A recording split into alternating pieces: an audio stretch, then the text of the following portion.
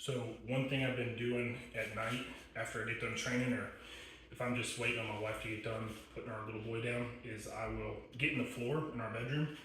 And I don't really worry about a plank or anything like that, but I do get this thing out. And what started as essentially like when people talk about setting up on blobs, I'll stretch my thumb and finger over the end of this thing, and then essentially I'll grab it just like this. And it started as just focusing on trying to really have a soft surface to focus on trying to push those thumbs down, and then work on that wrist mobility when you kind of curl the pinkies in.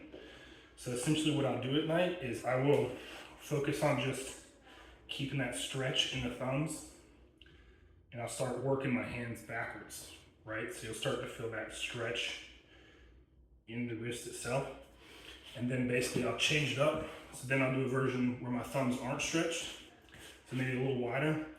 And I focus on really trying to put the pressure on the thumb side to push it back and kind of keep that mobility in the thumb. So I'll basically push in, and then same kind of thing.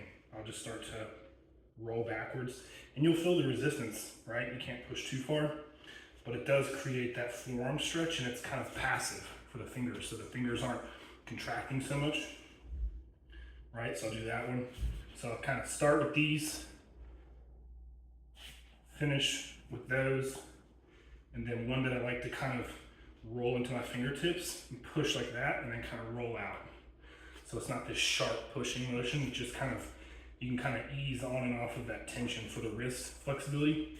And then one thing seems kind of funky, but it does feel good, is I actually like to grab the sides of it, put my thumbs essentially on the outside, and then I just focus on really keeping that thumb pad contracted and trying to focus on when I roll my hand that way. See, it actually rolls the wrist into that angle, to that corner, and it's still pushing on that thumb. So trying to make sure that the thumb doesn't get too tight and bound up.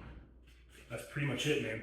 It ends up being, you know, way more flexibility, I guess, passive stretch in the wrist itself, but you also get a bit of ulnar deviation as well. So get a bit more range of motion.